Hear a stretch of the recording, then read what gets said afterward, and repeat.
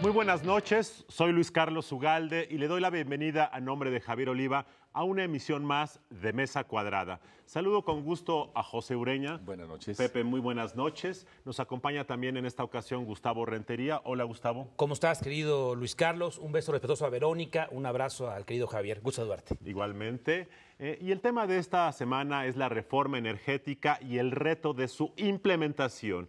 Para hablar de ello nos acompaña César Hernández, subsecretario de Electricidad de la Secretaría de Energía. Pero antes de iniciar el análisis de la reforma energética, lo invito a la nota que le preparamos sobre este tema. Gracias a la unidad de propósitos, en meses superamos décadas de inmovilidad. La reforma energética está en marcha. Con las nuevas reglas, el sector se abre a la inversión privada, lo que generará competencia y mejores precios. Inicia así una nueva etapa para las dos empresas emblemáticas del Estado, Pemex y CFE, que contarán con autonomía técnica, operativa y de gestión.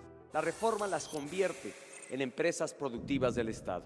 El primer paso para la implementación de la reforma energética fue la asignación a Pemex de la llamada Ronda Cero, con la cual se le aseguran derechos de extracción sobre todos los campos petroleros de producción y se le asignan de manera preferente las mejores áreas de exploración. Para ello, debe aprovechar al máximo las herramientas que la propia reforma pone a nuestra disposición. La reforma también regulará el sistema eléctrico nacional para comprar y vender la energía que será generada con tecnologías y combustibles más limpios y económicos. Que la industria eléctrica opere a través de un mercado de energía en el que participen empresas públicas y privadas en igualdad de condiciones. En las siguientes semanas se darán otros pasos para la implementación de la reforma, como los decretos de creación de los Centros Nacionales de Control de Energía y de Gas Natural, el proceso para integrar las Comisiones Nacionales de Hidrocarburos y Reguladora de Energía, la presentación del Programa Estratégico para la Formación de Recursos Humanos en materia de hidrocarburos y la publicación de todos los reglamentos de la legislación secundaria. Los cimientos están puestos. Aprovechemos esta nueva e histórica plataforma para seguir construyendo, entre todos, un nuevo México. Muchas gracias. Pues bien, damos la bienvenida a César Hernández, subsecretario de Electricidad. César, ¿cómo estás? Muy bien, muchas gracias. Gracias por invitarme. Gracias por acompañarnos, César. Y lo primero que quisiéramos preguntarte, que nos des un panorama breve y global de la reforma del sector eléctrico dentro de la reforma energética. ¿Qué tiene? La reforma del sector eléctrico está orientada a bajar tarifas, pero a bajarlas de una manera que no sea por decreto o de una manera, digamos, falsa, sino bajarla bajando los costos, que son lo que subyace detrás de las altas tarifas que pagamos los mexicanos. Entonces, lo que se está proponiendo en el caso mexicano es, de alguna manera, retomar la agenda de transformación que ya se hizo en la mayor parte de los países del mundo en los 90s y que fracasó en México a finales de la administración Zedillo y a mediados de la administración Fox por razones políticas, y que es crear un mercado eléctrico en México y introducir competencia. La idea de la competencia es que genere inversiones que reemplacen las plantas viejas, ineficientes, las redes que ya están también muy viejas y que son lo que generan los altos costos. Y todo esto con el objetivo de que todos los mexicanos, la gente de las casas, pero también las empresas, paguemos menos por la energía eléctrica. Si las tarifas es el principal objetivo de la reforma, quiere decir que no lo es la cobertura, porque en ese tema México está bien, ¿correcto? Sí, el sistema eléctrico nacional tiene claroscuros y, digamos, la parte brillante de este panorama es la cobertura. La cobertura estamos arriba del 98%, que es muy alta para niveles internacionales y es motivo de orgullo. No obstante, nos falta ese 2%, que son 2 millones de mexicanos, poquito más, a los cuales hay que llevarles la electricidad. Y para eso esta reforma está creando un fondo especial que se llama de Servicio Universal Eléctrico, que quiere completar la tarea ahí, que es una parte donde la hemos hecho muy bien. Gustavo. Gracias, Luis Carlos, una vez más. Gracias por invitarme. Señor subsecretario, ¿valdría la pena que frente a las cámaras usted le dijera a nuestro amplio auditorio cómo se negoció esta reforma energética, obviamente subrayando el tema eléctrico?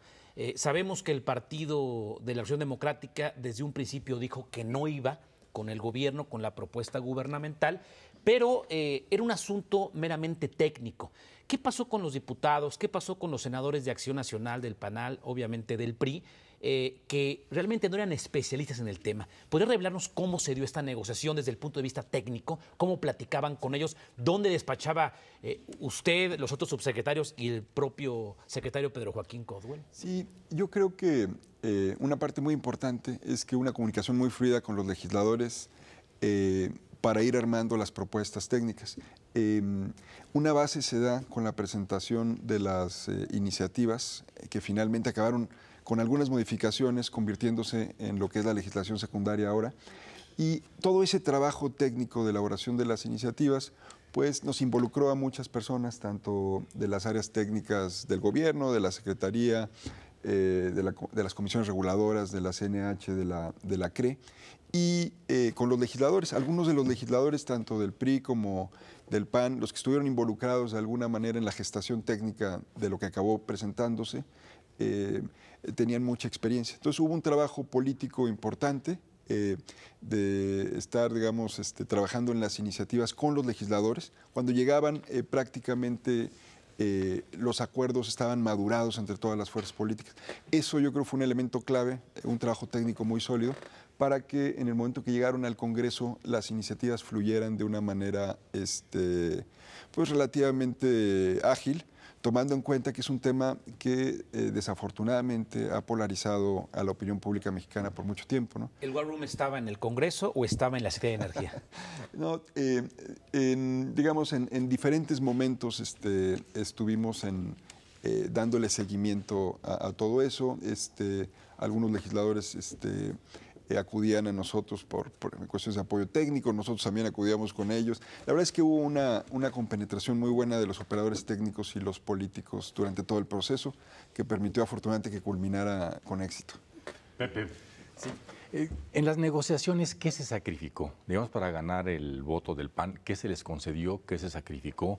¿Qué ofertas se le hicieron, por ejemplo, a la izquierda en aras de ganar la legitimidad del voto de la izquierda?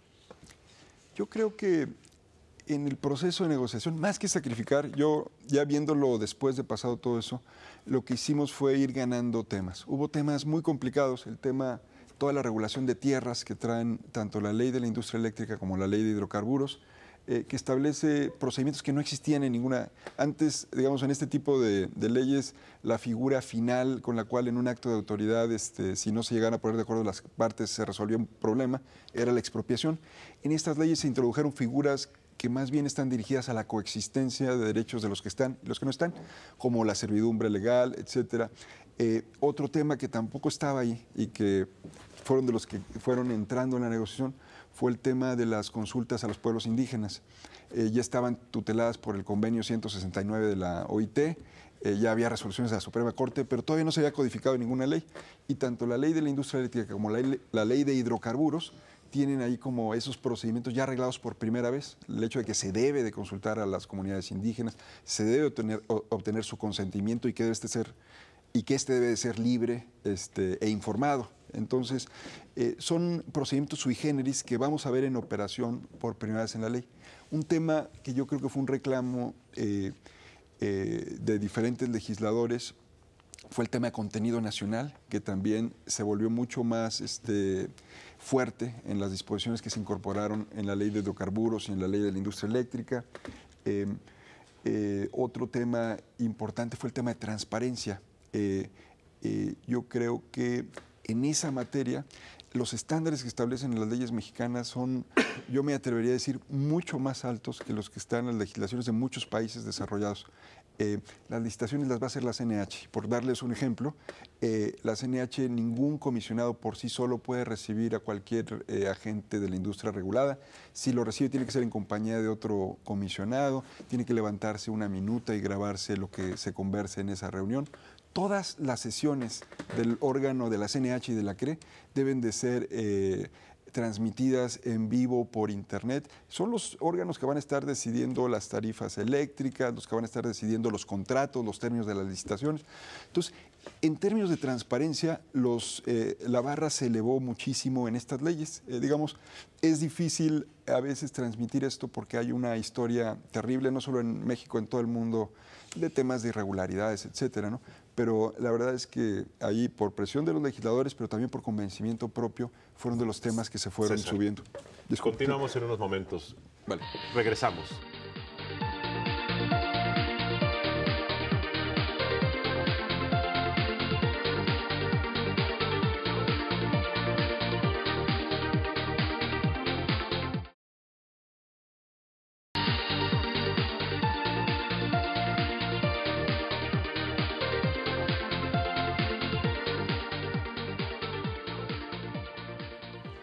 Regresamos a Mesa Cuadrada para platicar del tema de la reforma del sector eléctrico con César Hernández, subsecretario de Electricidad. César, ya nos platicaste qué buscan.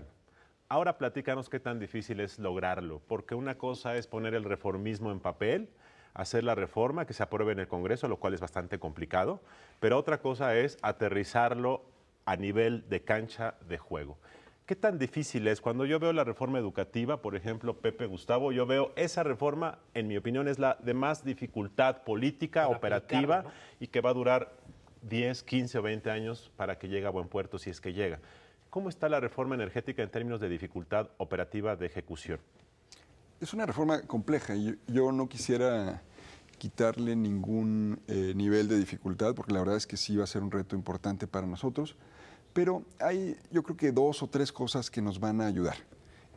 Una es que estamos ejecutando con un sentido de urgencia importante y con mucho trabajo atrás. El hecho de que se alargara un poco la discusión legislativa nos permitió ir adelantando algunos de los documentos de lo que sería después la implementación. Por eso es que 2 días después de que el presidente promulga las leyes reglamentarias, se pueden anunciar los resultados de la ronda 0 y se pueden anunciar las áreas que se van a licitar en la ronda 1. Eso parece sencillo, pero hay mucho trabajo técnico de los geólogos, de los ingenieros petroleros, tanto de Pemex como de la Comisión Nacional de Hidrocarburos y de la CNER, para poder armar un paquete y ponerlo en la mesa tan pronto como se pudo.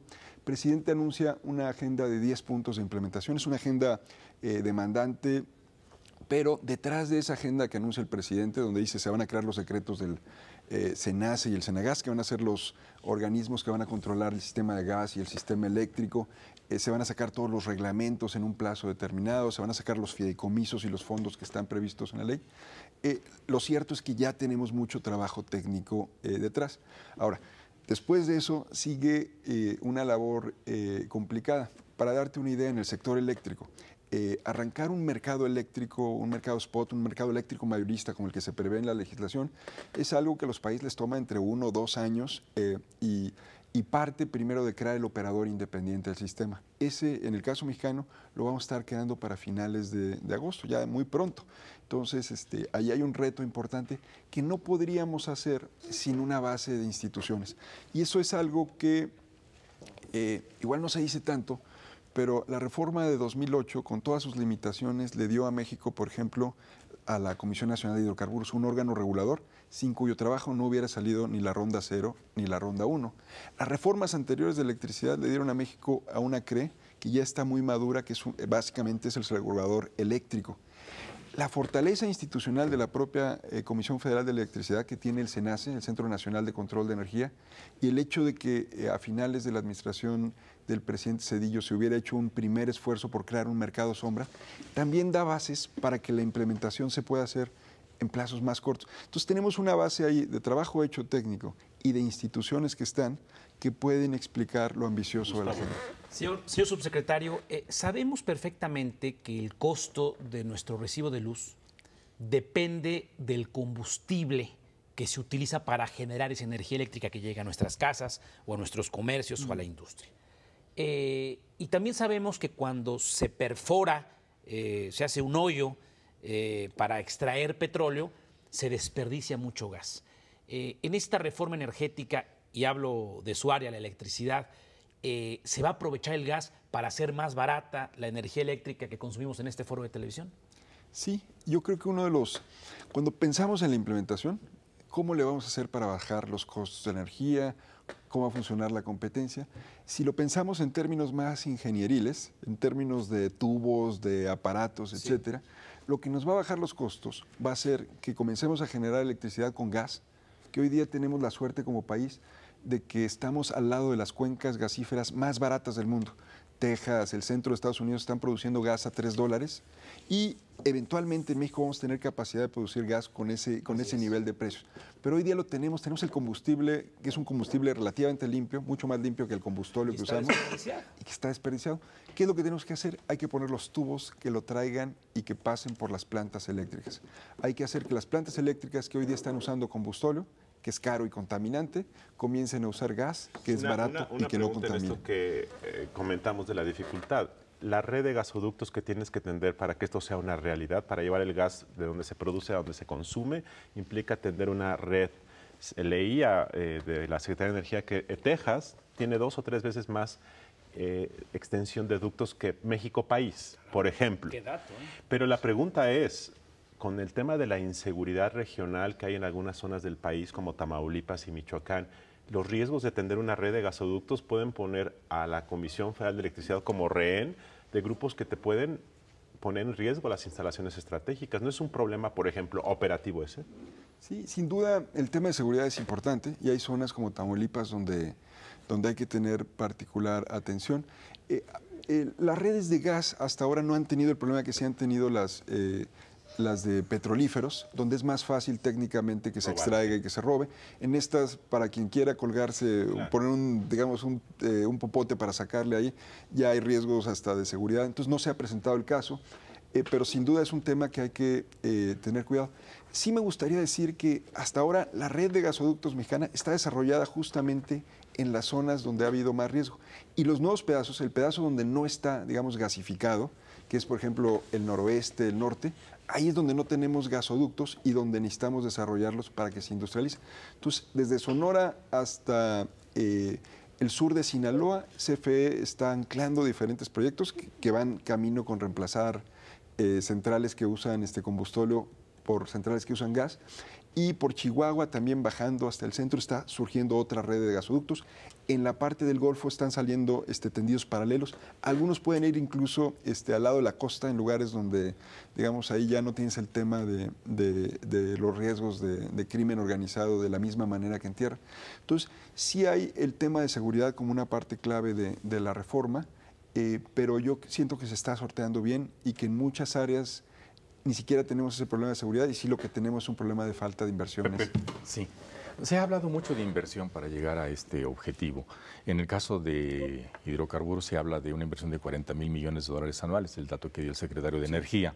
En el caso de la electricidad, ¿de cuánto estamos hablando, en cuánto tiempo y con cuánta participación privada? En la electricidad tenemos un instrumento que es el POISE, que de alguna manera dimensiona las necesidades de inversión en más de una década.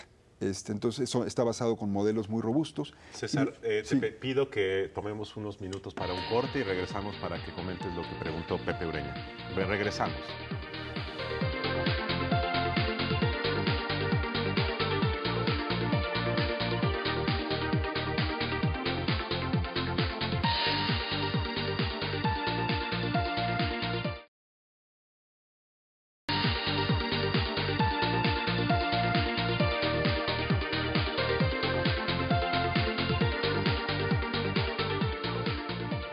Regresamos a Mesa Cuadrada y nos quedamos con la pregunta de Pepe Ureña de cuál es la inversión que se espera en el sector eléctrico. César, estabas platicándonos. Sí, lo que les decía es que afortunadamente tenemos un buen instrumento que nos permite estimar el nivel de la inversión, que va a ser de más de $500,000 millones en este lapso del 14 al 18, básicamente. Del sexenio, en la parte de generación. Y ahí lo que vamos a tener en las estimaciones del POISE hasta ahora es un 75% de inversión pública y un 25% de inversión privada. Esto es lo que se estimó y era un poco una estimación basada en el marco jurídico anterior. pero es una estimación confiable en el sentido de que sobre las bases de lo que teníamos antes nos da un piso para lo que puede esperarse invertir. ¿Qué va a pasar? Probablemente vamos a tener más inversión si tenemos más crecimiento y vamos a tener más inversión privada si tenemos más apertura. César, pero esa es una buena base. Ya nos platicaste los objetivos, hablamos de las dificultades de la ejecución, Sí. y ahora hay que hablar de los beneficios reales de todo lo que se promete. Las encuestas muestran que más de la mitad de los mexicanos no creen la promesa de que las tarifas van a bajar de energía eléctrica ni la gasolina. De hecho, la mayor parte de los mexicanos creen que la reforma energética los va a perjudicar. ¿Cómo usar esa duda para convertir en algo virtuoso y que ustedes den resultados? Porque esto de que la tarifa de energía eléctrica va a bajar, sí suceden muchas cosas, pero si en 2 años las tarifas no empiezan a reducirse como ha prometido el presidente de la República, ¿cómo vamos a decirle a la gente, oye, fíjate que no funcionó? ¿Qué puedes decir ante esta incredulidad? Bueno, la gente tiene todo el derecho para tener dudas sobre, digamos, el futuro de las medidas. Yo te lo digo por mi parte personalmente, como funcionario y como persona, sí tengo una gran confianza en que vamos a poder producir resultados. O sea, si en 2 años no bajan las tarifas, ¿quiere decir que la reforma fracasó?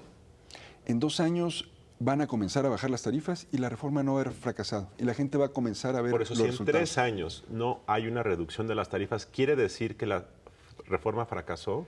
Es, en opinión de muchos, lo que sería la conclusión. No es la mía, pero yo además creo que, digamos, El Economist, que es una revista muy reputada, decía eso. La prueba de la validez de las reformas, la prueba, digamos, de fuego va a ser que bajen las tarifas. Yo creo que van a bajar y creo que no va a fracasar esta reforma.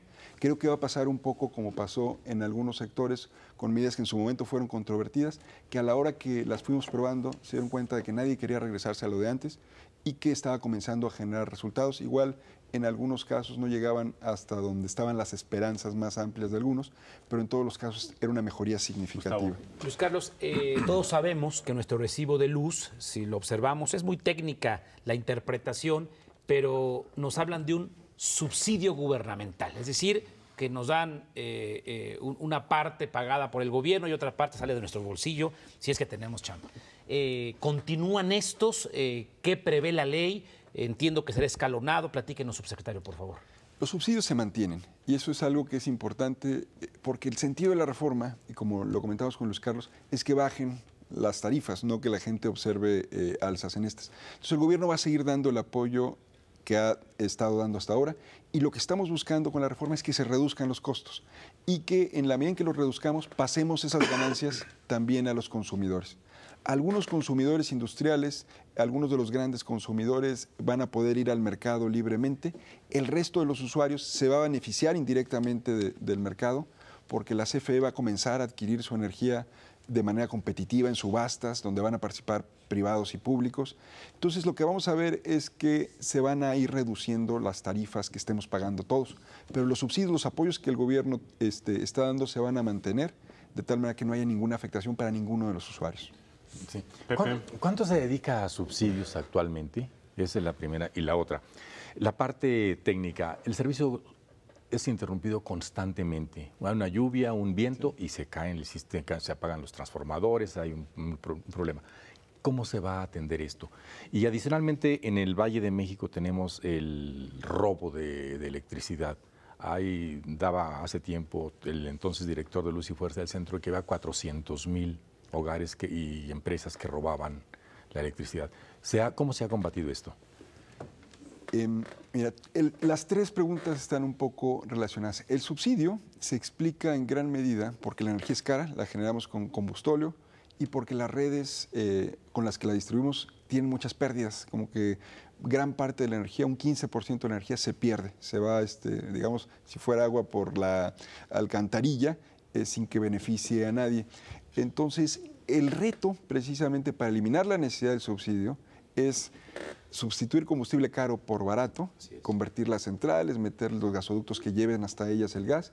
Y en el caso de las redes de distribución, para eliminar las pérdidas, lo que se ha visto es que si le metes infraestructura nueva a las redes, se generan muchas menos pérdidas, se generan menos oportunidades para que haya robo, tanto de usuarios chiquitos como de usuarios grandes, porque hay de los dos tipos. Entonces, ¿qué esperamos nosotros? Que podamos bajar de un nivel de 15%, que es el que tenemos hoy día, a niveles de 7%, que son los promedios internacionalmente aceptados, y deseablemente, eventualmente, a niveles de los mejores países como Corea, que tienen 3%. Para eso hay que invertirle a las redes de distribución, blindarlas. Tenemos un ejemplo en el caso de CFE de años recientes de Acapulco, una zona que tenía niveles de pérdidas de cerca de 34%, una zona ruda del área metropolitana de Acapulco. Se le invirtió a la red, se le metió inteligencia, se le metieron blindajes y bajó a niveles de 7%. Estamos hablando de una zona como las difíciles que hay en el centro de México y otros lados. Hoy nuestro recibo dice Comisión Federal de Electricidad y lo pagamos en distintos lugares. En los próximos años podremos tener los mexicanos la opción de tener el recibo de luz de varias empresas, o los privados le venden la energía a CFE y ustedes nos las venden a nosotros. No, la idea es que paulatinamente varios usuarios van a comenzar a recibir recibos de otras empresas. La forma como comienza, que es como se ha hecho en la mayor parte de los países, es que comienzas primero con los usuarios más grandes y los más sofisticados, y luego paulatinamente vas incorporando usuarios de menor tamaño. En el caso mexicano, la ley dice que comenzamos con los que tienen una capacidad contratada máxima de 3 megas, luego seguimos con 2 megas un año después de que arranque el mercado, luego 1 mega, y luego se irá reduciendo por decisiones administrativas en la medida que sea operable. ¿Qué significa? Primero, algunos de los grandes comercios y grandes industrias van a poder participar directamente en el mercado, y ahí va a ir bajando hasta que lleguemos a los comercios. En algunos países, no en todos, pero en los que llegan más allá, llegan a los usuarios residenciales. Esa es la excepción. Generalmente los usuarios residenciales acaban siendo suministrados por el suministrador básico, por la CFE, digamos, o el equivalente en muchos países. Pero incluso la energía que ellos adquieren se adquiere ya por medios diferentes del pasado. César, se adquiere por subastas, por ejemplo. Para el consumidor final que pagamos, y muchos estamos pagando más, y qué bueno que así sea, porque creo que es correcto que se pague lo que se consume. Este tema de los diablitos que preguntaba Pepe Ureña es de lo más importante, no solamente por el desperdicio, que a veces hay una tasa natural que ustedes quieren ganar 6%, sino por el tema de que no se aplica la ley. Si esta reforma, entre otras cosas, va a tener un efecto perdurable en el largo plazo, creo que este tema de los diablitos, como del robo de petróleo en los gasoductos de Pemex, es un tema impostergable, pero altamente conflictivo, supongo, porque hay muchas zonas, sobre todo donde se invaden calles y donde hay mercados populares y donde hay asentamientos de paracaidistas, donde este tema te puede llevar incluso, yo creo, a la explosión de la ingobernabilidad en ciertas regiones.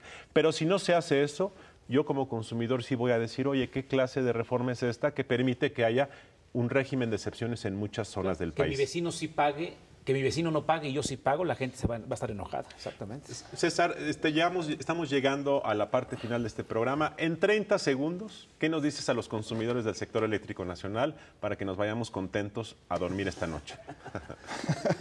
No, yo lo que les diría es que hay un gran compromiso del lado del gobierno para tomar las medidas que van a bajarles el recibo de la luz a todos los consumidores, que es algo que no vamos a hacer por decreto, que estamos haciendo las medidas de fondo técnicamente sólidas para que esto se mantenga en el largo plazo, y que va a llevar a México a ser como otros países, que no va a ser una fuente de baja competitividad para los comercios y la industria, que pagan mucho más que en los países. Se acabaron los 30 segundos. Pepe, ¿qué nos dices? ¿Qué nos dejas esta noche? Bueno, pues ojalá la promesa se cumpla, lo esperamos una buena en este país, pero no veo, más allá del gas, no veo obra para generar energía. Por ejemplo, obras hidráulicas. 5 segundos, Pepe. ¿No las hay? ¿Qué planes hay? No hay forma de contestar. 10 segundos, Gustavo. Yo únicamente le deseo a Pedro Joaquín, a los subsecretarios, al director de Pemex y al de CFE, que les vaya bien. Y no por aplaudir a los líderes de la energía de nuestro país. Porque si les va bien y les funciona la reforma, yo voy a pagar menos de electricidad y eso lo deseo. César, gracias por acompañarnos. Les deseamos mucho éxito porque es para bien del país. Ha sido una emisión más de Mesa Cuadrada. Muy buenas noches.